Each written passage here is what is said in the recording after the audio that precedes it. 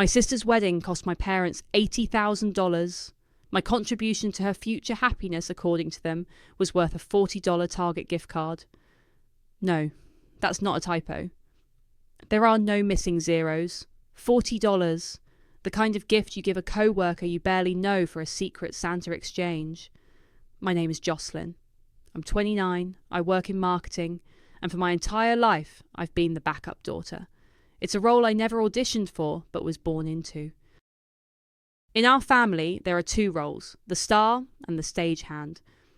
My sister Savannah, who is 3 years younger than me, was born for the spotlight. She's beautiful, charming, and has a way of making everyone feel like they're the centre of the universe, right before she asks them for a favour. Our mother Meredith has always seen Savannah as a flawless extension of herself. Her love is a spotlight, and it's been fixed on Savannah since she was born. My father, Albert, just follows the beam, content to applaud on cue. The $80,000 announcement happened over dinner at my parents' house. It was a Sunday, the kind of forced family gathering that felt more like a quarterly performance review. Savannah and her fiancé, Emmett, were glowing. Emmett is a perfectly nice, perfectly bland guy who looks like he was grown in a lab to be a son-in-law. He just smiled and nodded as my mother detailed their grand wedding plans. "We want you to have the day you've always dreamed of, sweetie," Mum said, clutching Savannah's hand across the polished mahogany table. "No compromises." Dad cleared his throat, a rare signal that he was about to speak. "Your mother and I have been saving for this. We want to give you a proper start." He slid a thick, cream-coloured envelope across the table. Savannah opened it with a theatrical gasp. Inside was a cheque. She held it up, her eyes welling with perfectly timed tears. "Oh, Mommy, Daddy! 80,000! I don't know what to say." Emmett wrapped an arm around her. "Thank you, Meredith Albert. This is incredibly generous." There was a round of hugs and happy tears. I sat there, stirring my iced tea, a polite smile plastered on my face. I was used to this. When I graduated from college with honours, Savannah got a car for passing her driver's test on the 3rd try. When I got a promotion, Savannah got a weekend trip to Napa because she'd had a stressful week. I'd long ago learned to expect nothing, so the grand gesture didn't sting. It was just another scene in a play I'd seen 1,000 times. Then my mother turned to me. "Jocelyn, we didn't forget you, of course." She handed me a much smaller, flimsier envelope. For a split second, a stupid, hopeful part of me thought maybe it was a plane ticket, or a smaller cheque for a down payment on a car. Something that said, "We see you too." I opened it. Inside was a red and white gift card with the Target bullseye logo. The amount was printed in small black numbers, $40 owen. I looked up, my smile frozen in place. "Wow," I said, my voice sounding hollow even to me. "Thank you." "I know how much you love that store," Mom said, already turning her attention back to Savannah's ring. "You can get yourself something nice." The conversation immediately flowed back to the wedding. Venues, caterers, a dress designer Savannah was obsessed with. I slipped the gift card into my purse, the sharp plastic edge feeling like a tiny razor blade. The insult wasn't the amount, it was the thoughtlessness. It was a gesture of obligation, a box checked. They hadn't forgotten me. They just hadn't cared enough to think for more than 5 seconds about what to give me. Later, as I was helping clear the table, I walked back toward the dining room and paused in the hallway. I heard my parents' voices, low and confidential, from the kitchen. "Do you think she was okay with the gift card?" my father asked, his tone laced with a rare hint of concern. My mother scoffed. I could practically hear her wave a dismissive hand. "Albert, please. She's fine. She's single. What does she need help for? It's not like she's building a life with someone. Savannah needs this. It's for her future." Her words hit me harder than the gift card ever could. It wasn't just about money or favouritism. In their eyes, my life, my career, my independence, my entire existence was a placeholder. A waiting room for a husband they didn't think would ever arrive. I wasn't building a life. I was just there. I stepped back into the dining room, my polite mask firmly in place. I smiled at Savannah, congratulated Emmett again, and kissed my parents on the cheek before I left. They saw my quiet nod and assumed it was acceptance, resignation. They had no idea I was already planning everything. The $40 Target gift card sat on my kitchen counter for 2 days, a gleaming red monument to my family's indifference. Every time I walked past it, I felt the cold fury from that Sunday dinner churn in my stomach. My mother's words, "She's single, what does she need help for?" played on a loop in my head. They hadn't just dismissed me, they had declared my entire life invalid. On Tuesday morning, I picked up the gift card and slid it into my wallet. Then I sat at my laptop and did something I hadn't done in over 15 years. I looked up my Aunt Lorraine. Lorraine was my father's older sister, a ghost in our family history. The story I'd been fed as a child was that she was difficult, greedy, and had tried to steal from my grandparents after they died. She was banished from the family before I was old enough to form my own opinions. But I remembered fragments from my childhood, a sharp, witty woman with a loud laugh, who always slipped me an extra cookie when my mother wasn't looking. My father, Albert, never spoke of her. The silence was his specialty. Finding her wasn't hard. Lorraine Knight was the CEO of a successful logistics company based out of the city. A few clicks led me to her corporate email address. My fingers hovered over the keyboard. This was the point of no return. I took a deep breath and started typing. I kept it simple and direct, mentioning who I was and that I wanted to talk about the family. I didn't mention the money or the wedding, I just hit send. She replied in under an hour.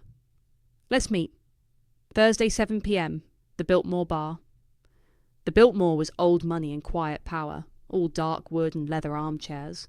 Lorraine was already there when I arrived, sitting in a secluded booth with a glass of whiskey. She was 58, but she carried herself with an energy that made her seem ageless. Her salt and pepper hair was cut in a sharp, elegant bob, and her eyes, the same deep brown as my father's, missed nothing. "Jocelyn," she said, her voice crisp. She didn't stand or offer a hug. She just gestured to the seat opposite her. "You've grown up."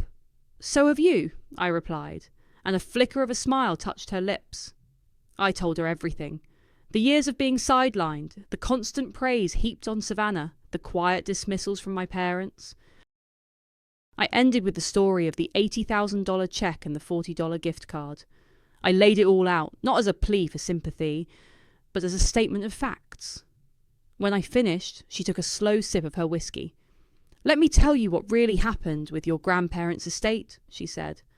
"Your grandfather left the house and a significant portion of his investments to be split equally between Albert and me. But your mother convinced your father that I, a single woman with a budding career, didn't need it. They produced a conveniently revised version of the will, one my lawyer later said was a masterful forgery, and I was too young and didn't have the resources to fight them in a prolonged court battle. They bought me out for a pittance and told everyone I tried to rob them blind. Our stories weren't just similar. They were the same story, told 22 years apart. We were the women who didn't need it." "I'm sorry," I said, and I meant it. "Don't be," she said, her gaze hardening. "I used that anger to build an empire. They did me a favour, but I never forget, and I never forgive." She leaned forward, her eyes locking onto mine. "So what do you want, Jocelyn? Pity? A shoulder to cry on?" "I want power," I said, the word feeling solid and real on my tongue. "I want to take away the one thing they value more than anything, their perfect public image." A slow, genuine smile spread across Lorraine's face. It was predatory and beautiful. "Now you're talking. What's the plan?" "The wedding," I said. "It's their masterpiece. Savannah's coronation. They're spending a fortune on it, and my mother is obsessed with the photos. She wants a spread in a local society magazine. The images are everything." That's when I called my best friend, Riley. She's a commercial photographer, and after I gave her the short, brutal version of the story, she was all in. "Image rights are a legal minefield," she explained over the phone later that night. "Most couples think they own their wedding photos. They don't. The photographer owns the copyright unless they sign it over. If you control the photographer, you control the wedding's legacy." With Riley's guidance and Lorraine's capital, the plan took shape. The first step was creating a shell company.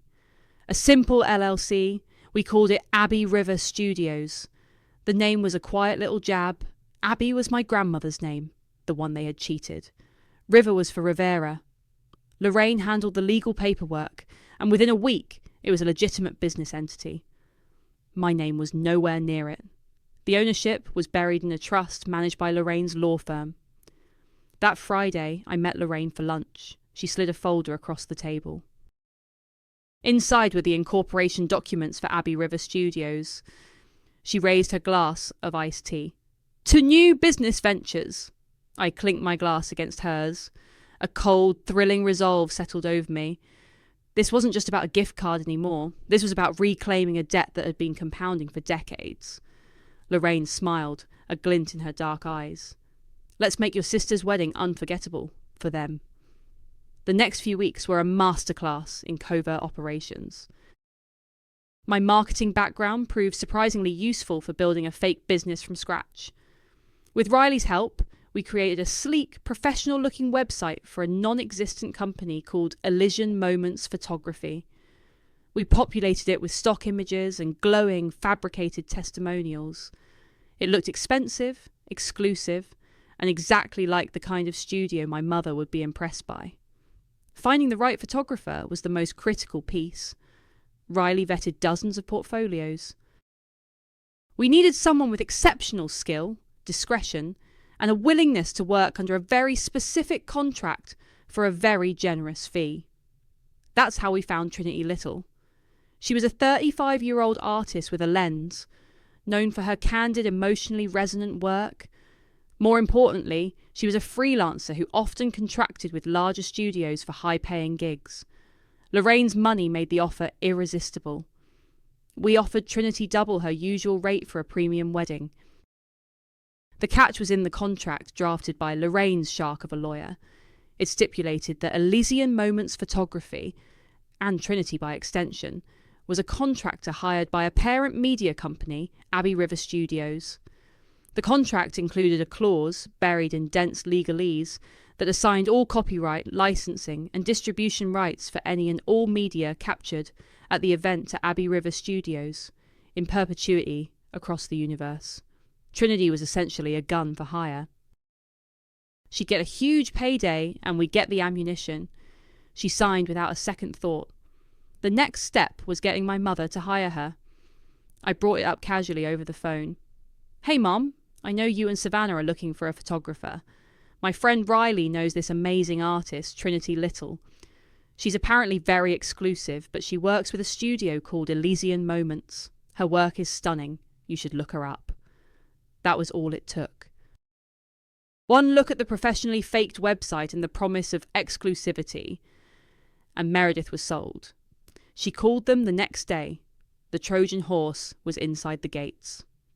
A month before the wedding, I was summoned to brunch. It was just me, Savannah, and our mother at a chic downtown restaurant where the mimosas cost more than my weekly groceries. My father, predictably, had a golf game. Meredith was in her element, holding court about the wedding details. The florist is flying in peonies from Holland, and the caterer has finally perfected the champagne-infused risotto cakes, she announced, her eyes gleaming. Savannah, darling, have you decided between the Jimmy Choos or the Manolos?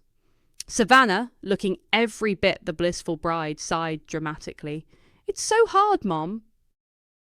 Emmett thinks the Choos are sexier, but the Manolos are more classic. I stabbed a piece of avocado toast, the conversation buzzing around me like a swarm of expensive bees. I was an anthropologist observing a strange, alien ritual. Then my mother's laser-focused gaze landed on me. Jocelyn, I'm so glad you're here. I've been meaning to ask you.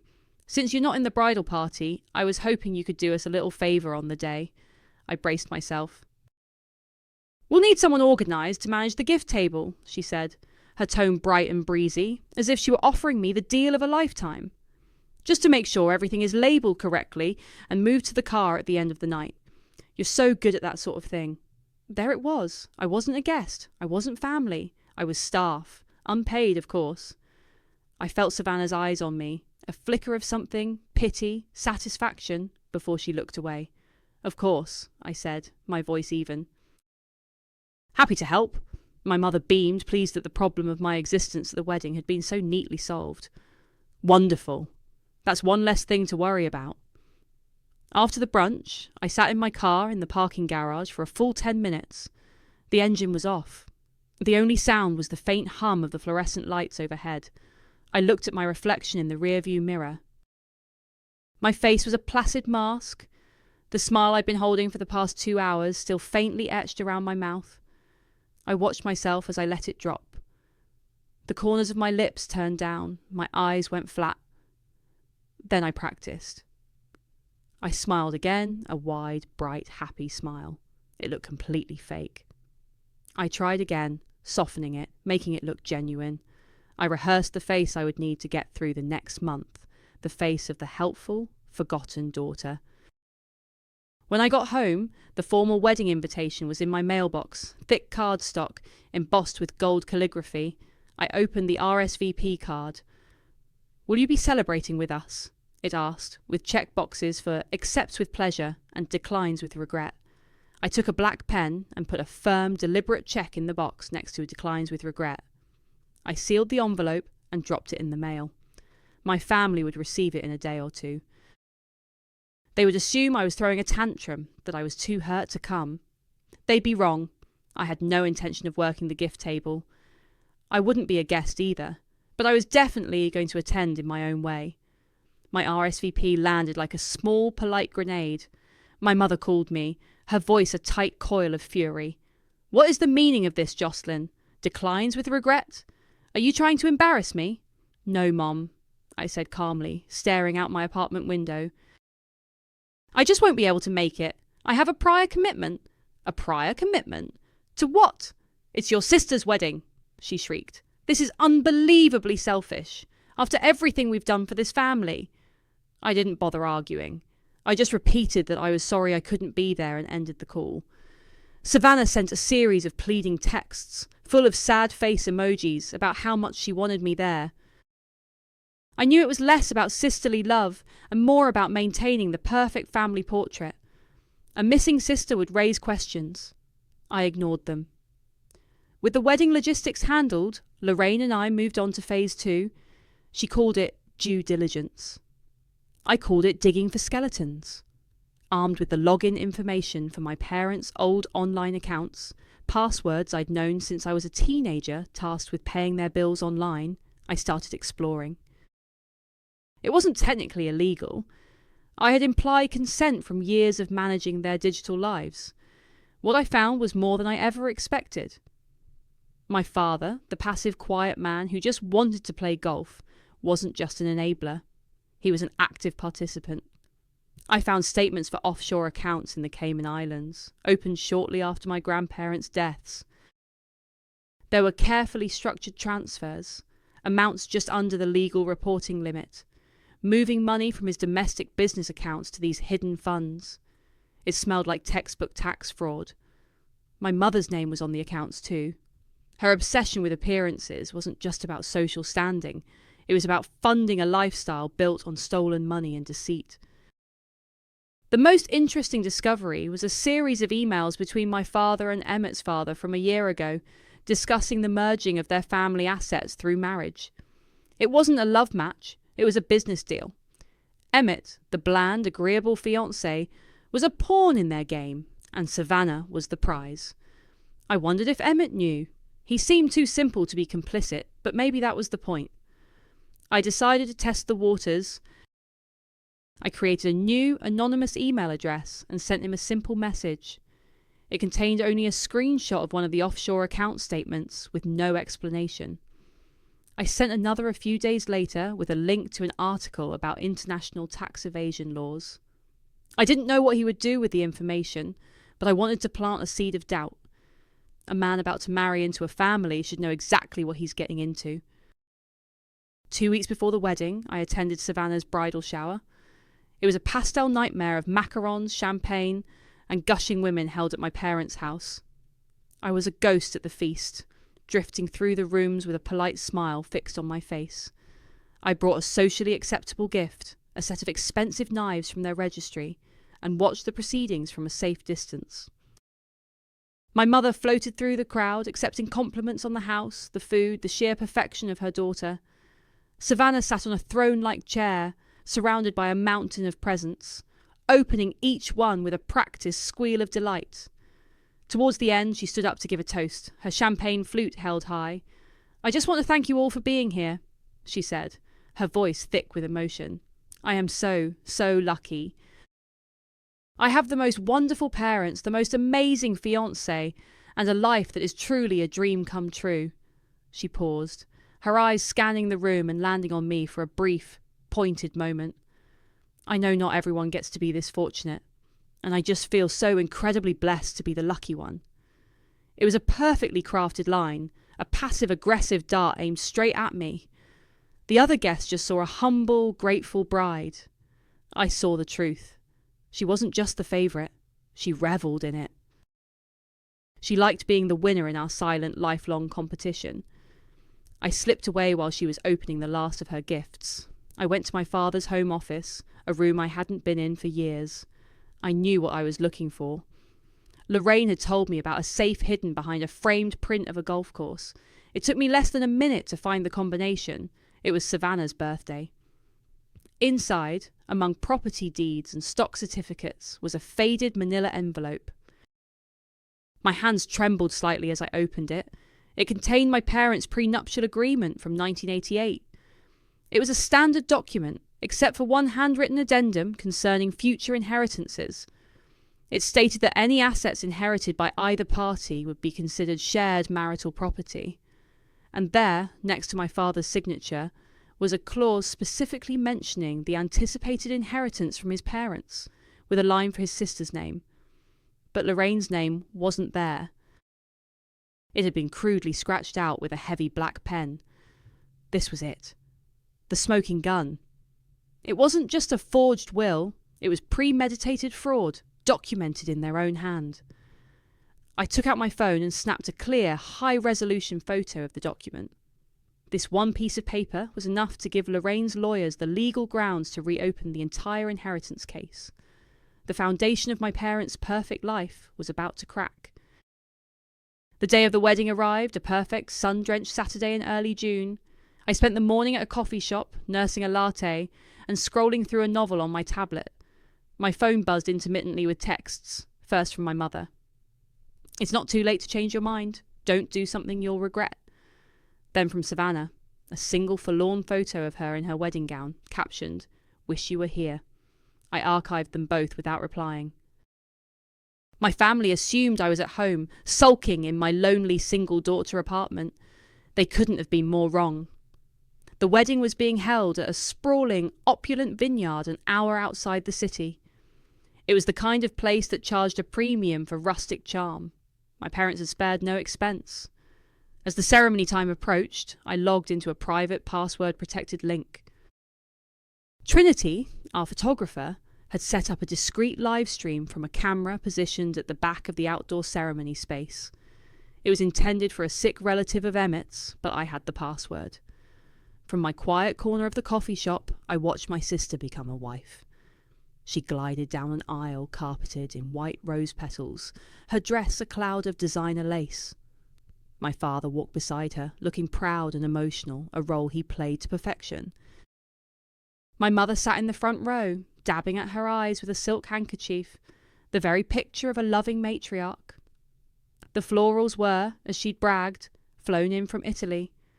A string quartet played softly, drones buzzed almost silently overhead, capturing sweeping cinematic shots for the wedding video. It was a fantasy, a flawless production. I watched it all with a strange sense of detachment. I wasn't watching a family event. I was auditing a business acquisition. Every perfectly framed shot, every tearful smile, every expensive detail was an asset, and soon they would all be mine. I noted the specific moments Lorraine's lawyers had advised me to document. The over-the-top displays of wealth, the specific guests in attendance who were also my father's business associates, the sheer scale of the event that would be impossible to justify on their declared income. During the reception, Trinity began sending me text updates. She was a true professional, moving through the crowd unnoticed, her camera capturing everything. Trinity, got the lens you requested. Candid reactions of your mom crying? Check. Trinity, champagne tower shot is perfect. 10 tears. They're going to love it. Trinity, the groom looks tense. Keep getting shots of him checking his phone. That last message made my heart beat a little faster. The anonymous emails. Maybe the seed of doubt had taken root. I watched the live stream as my father gave his speech. He talked about family, legacy, and the joy of seeing his little girl find happiness. He called Savannah and Emmett the perfect couple, a union of two wonderful families. He never mentioned my name. I wasn't an absence to be noted. I simply didn't exist in his narrative. The stagehand had been written out of the play. The first dance, the cake cutting, the bouquet toss. I saw it all through the cold, impartial eye of a camera lens. It was beautiful. It was pristine.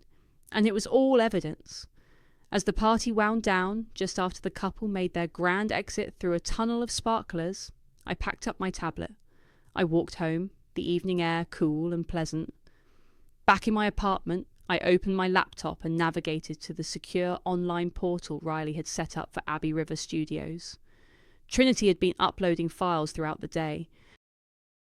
Thousands of high-resolution photos and hours of 4K video footage were already there, organised into folders. I opened one file, a candid shot of my mother. She was looking at Savannah with an expression of pure, unadulterated adoration. It was a look she had never once given me. For a moment, a familiar ache tightened my chest. I quickly closed the file. This wasn't about emotion anymore. It was a transaction.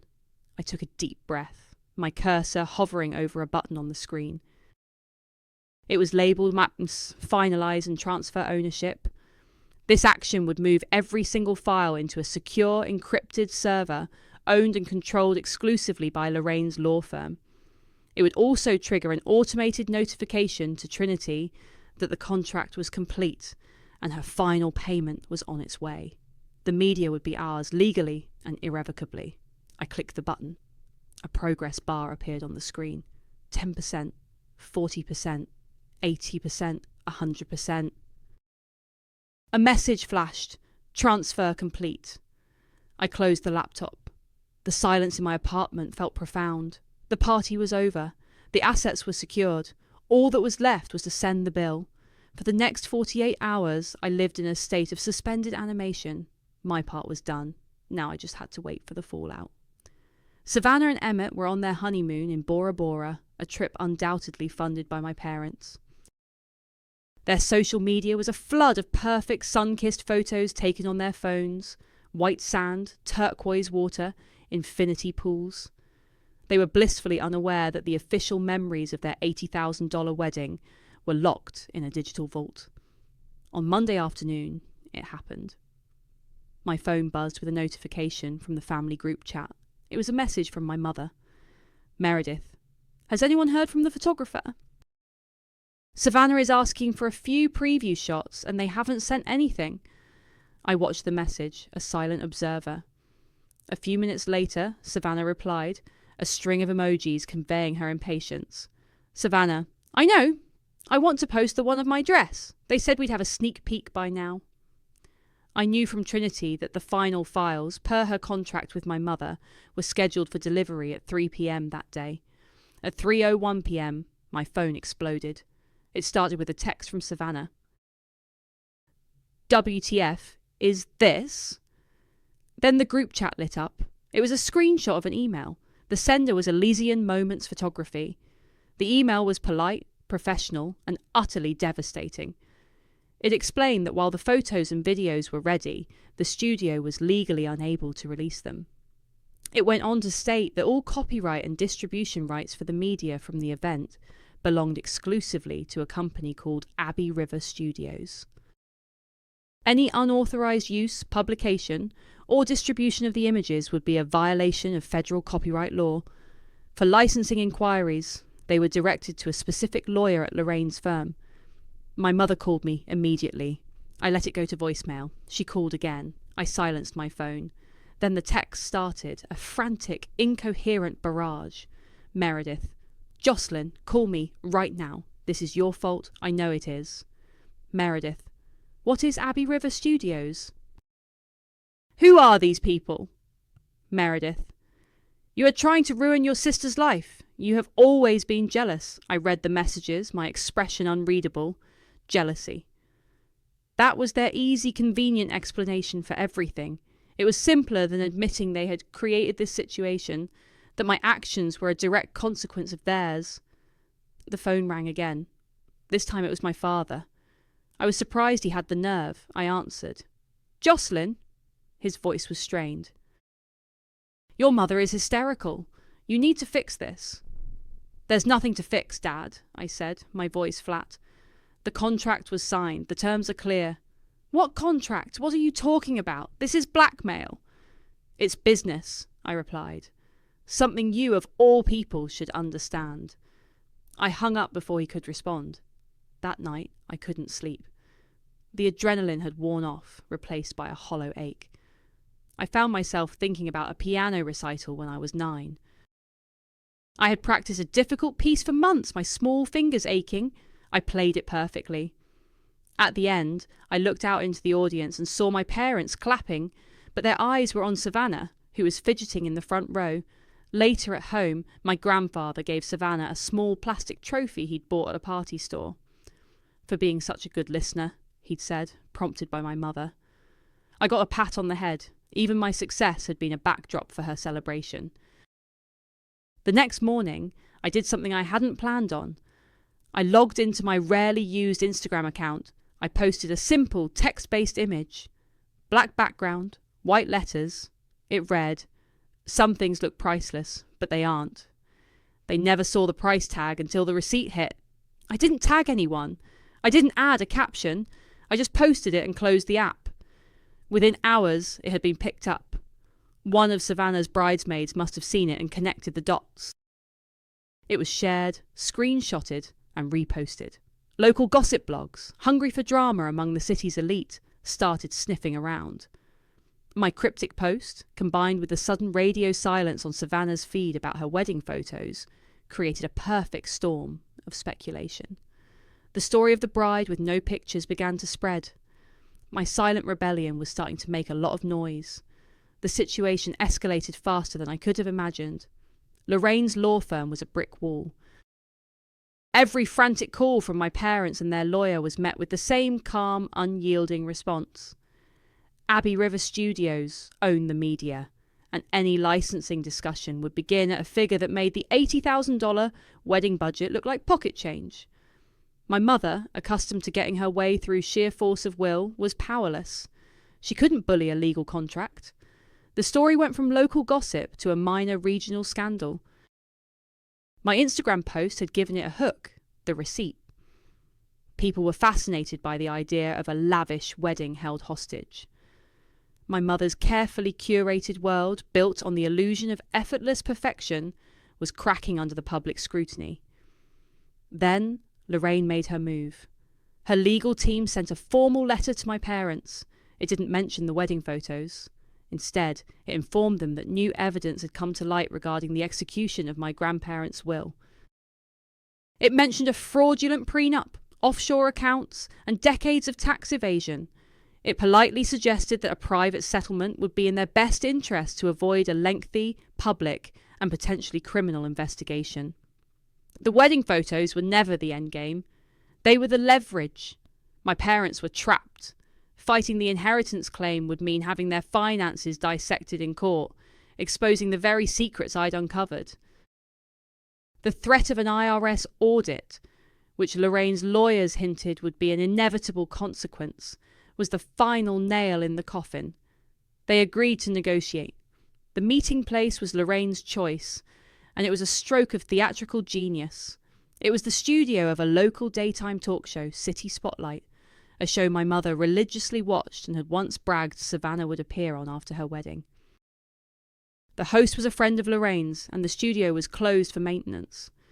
It was just us, in the cold, quiet space, sitting in plush armchairs on a darkened set.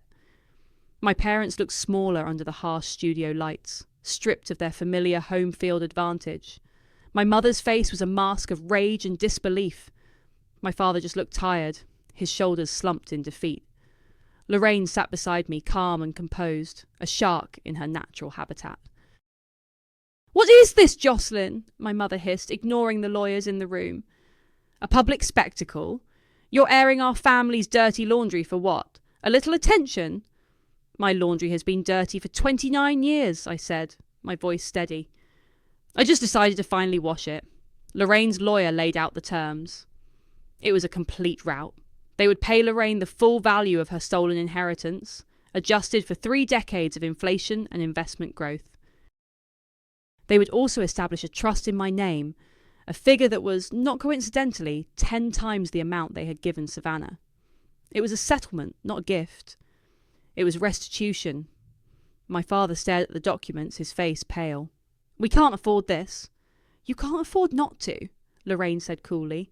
"The alternative is a federal investigation. I imagine prison uniforms are far less flattering than your golf attire, Albert." As my parents' lawyer advised them to sign, I turned my attention to Savannah and Emmett, who had been summoned back from their honeymoon and sat huddled together on a separate couch. Savannah was crying silently.